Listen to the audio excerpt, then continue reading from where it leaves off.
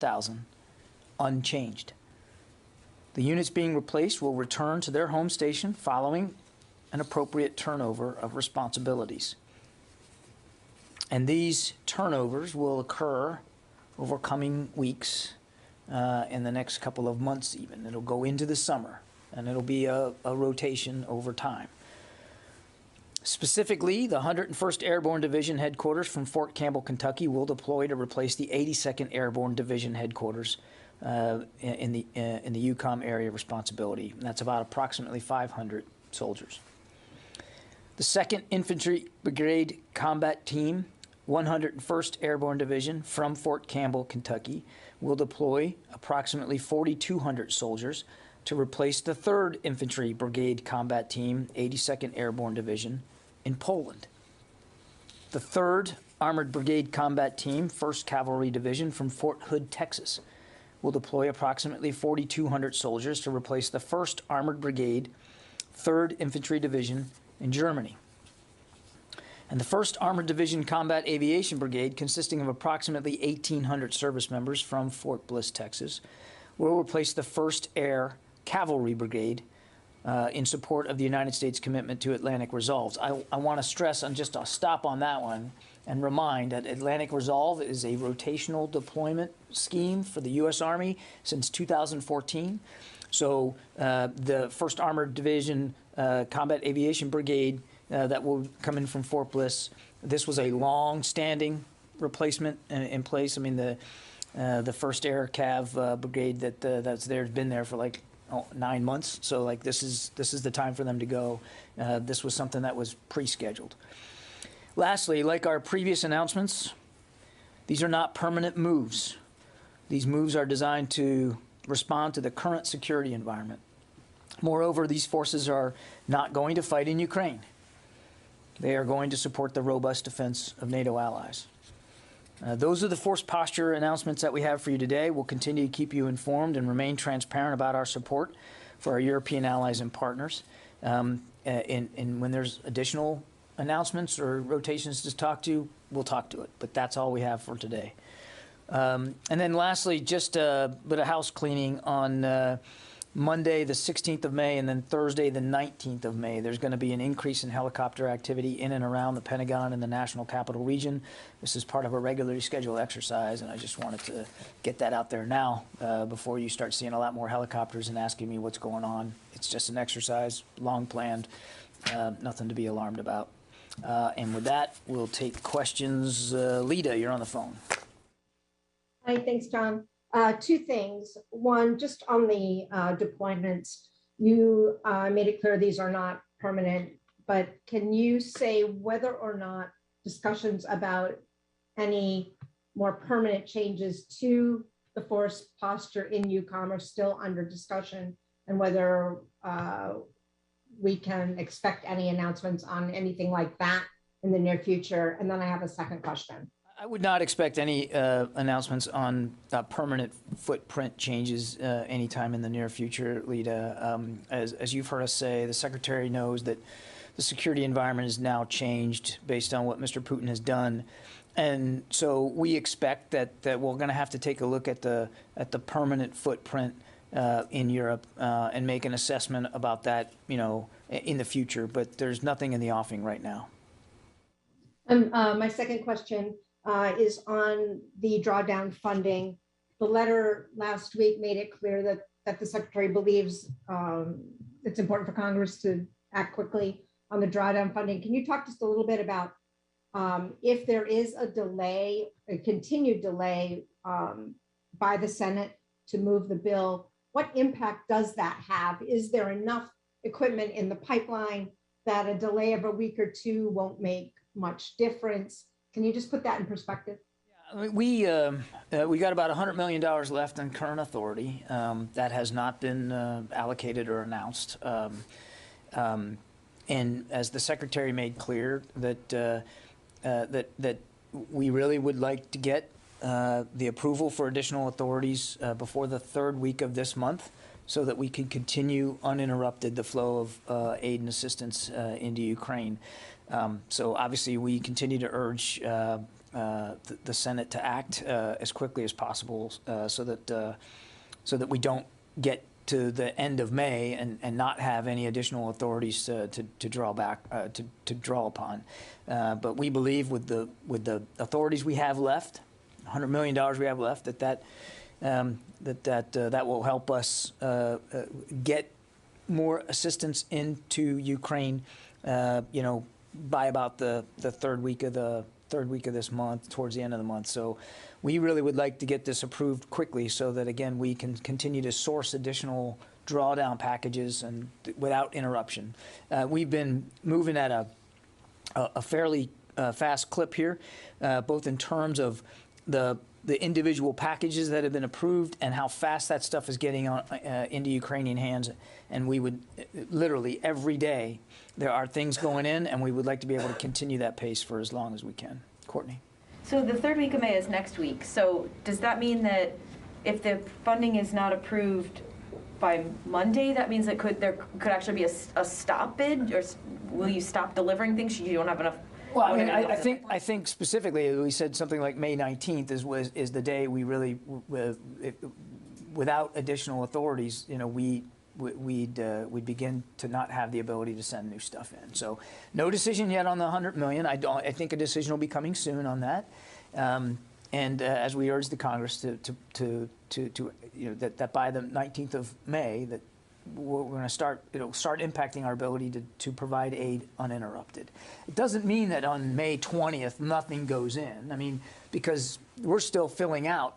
The last package is still arriving, so it doesn't mean that come 19-20 May everything stops. But you won't have everything from the last packages by the 19th. That's correct. But we do want we would like to have the cushion of being able to fill out additional packages in a completely uninterrupted way, because eventually, if you don't get those authorities soon, if we don't get those authorities soon, I mean, it's possible that there could be a bubble, a period of time at which there's just nothing moving, and we want to make sure we avoid that.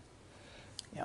Oren, did you have a question? I was going to ask a non-Ukraine question. I was just wondering, given the current tensions in Jerusalem, if there had been any contact between the U.S. and Israel, either on the U.S. assisting with the investigation into the shooting and killing of the journalist, or has the U.S. functioned as a liaison between U.S. and Palestinian security forces given the tensions? I don't have any conversations to read out today. We have observed that the Israelis have said they're going to investigate that. We obviously encourage that investigation be as robust and as transparent as possible, but I don't have any additional conversations. They refused to conduct a joint investigation, the Israelis and Palestinians. Have you tried to bridge that gap? And that would be a question for the State Department. The Defense Department has not taken a role in brokering the investigative process. Idris. Just back on Ukraine, earlier today, Turkish President Erdogan said he was not in favor of Finland and Sweden joining NATO. Firstly, have there been any mid or senior level contacts between the Pentagon and their Turkish counterparts since? And secondly, does Secretary Austin, I guess, have a reaction? Was he disappointed? Was he happy? I mean, does he have a reaction to a NATO ally saying no thanks? I would say we're working to clarify, to better understand Turkey's position here, and we'll refer you to the Turks to speak to President Erdogan's comments. Just a bit more further on that. I mean, without going into the specific comments, given that they have been made, does the Secretary believe Turkey's still a helpful NATO ally, or are they causing more problems at this point? Oh, of course. I mean, look, Turkey is a valued NATO ally. That has not changed. I mean, they're a NATO ally, look, they've been involved and helpful in trying to get dialogue going here between Russia and Ukraine, and they have provided assistance to Ukraine. So nothing changes about their standing in the NATO alliance. And we're, like I said, we're working to better clarify the position here. Yeah. Christina, go ahead. So there's cake in the hallway down here. JADC 2 is having a birthday, first birthday. Is there any update on how that's coming together? I didn't get any invitation to eat cake. I know. Is that what you're asking about? Whether I have an update on the cake? No, an update on JADC2? I don't. I would refer you to the joint staff to speak to that specifically. But happy birthday to Jadsi too. Let's see. Poonam. My question's been answered. Thank you. Okay.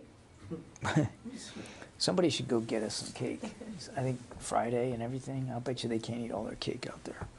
Paul Hanley from AFP. Hi, John. Hi, John. Can you hear me? Hear me? You.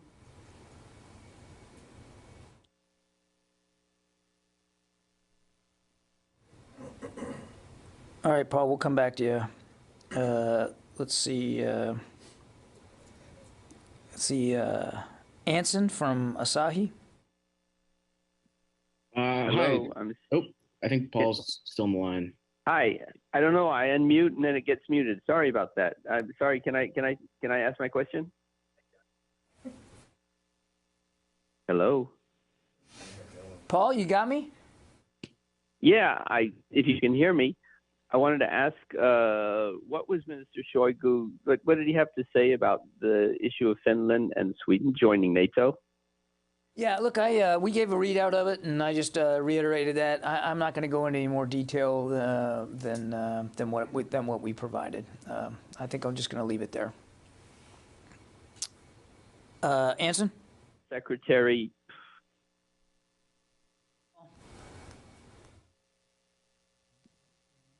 Oh, Paul, I think Paul had a follow-up. Sorry. Okay, thank you for taking my question. I had two quick questions. Previously, a senior defense official said that there is anecdotal evidence of ground troops and officers not following orders. I was curious in what instances are you seeing these officers failing to disobey orders? And then I have a follow-up.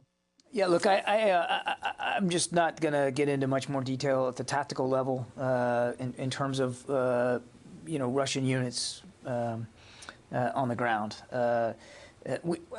We continue to have indications that the Russians have not overcome their command and control and their unit cohesion issues. And yes, we have indications that morale continues to be an issue inside certain Russian units. We don't have a fingertip feel of every one, but I'm just simply not going to go into more detail than that. Okay. And then also, a senior defense official recently stated that there are about 105 operational BTGs in Ukraine. Given the extensive losses sustained by the Russians, the Institute for the Study of War has said that the measuring of the number of BTGs is no longer a viable metric for Russian force presence. What is the DoD assessment on the average range of troops per BTG? Has that gone down from the average 800 troops that had been previously seen per BTG? Thanks. Look, we still the average size of a Russian battalion tactical group is between 800 and 1,000 troops, depending on the mission of the BTG. But a BTG can still be operational and have less than 800. I mean, it depends on what it's being asked to do and where it is in the fighting. And I'm not going to get into, again, a blow-by-blow of every single battalion tactical group that the Russians have in Ukraine. The point is that they still have an awful lot of firepower and forces available to them as they continue to prosecute this war now in a more confined space in the Donbass region. And I think I'd leave it at that. Oh, I already got you, Jim. No. I already got you, Jim. Go ahead. Yeah, so, which belies the problem. The Ukrainians have been fighting hard for a long time against a lot of Russians. And how are they still combat effective? I mean, what's the assessment of that? The Ukrainians? Yes. Yes, of course they are. I mean, they're putting up a very stiff resistance in the Donbass and in the south. They have prevented the Russians from achieving virtually any of their strategic objectives thus far in the war. Now, look, both sides have taken casualties. Both sides have lost capabilities, whether that's actual hardware or defensive systems. It's a war, and again, that's why we're trying so hard to make sure that Ukraine continues to have available to it the materials, the systems, the weapons to continue to defend themselves. I certainly would not, nor have we ever, gotten into a detailed discussion of Ukrainian order of battle. I mean, I don't think that we want to get that into the bloodstream, but they absolutely are mounting a stiff and effective resistance to the Russians. I think it's important to remember that the Russians, as I said just a little bit ago, the Russians still have a lot of their available combat power still available to them. Yes, they have suffered casualties. Some of their units have been depleted, no question. They have lost weapons and systems and platforms, but they still have an awful lot available to them. And this is an area of Ukraine where the Russians are not unfamiliar with, the Donbass particularly.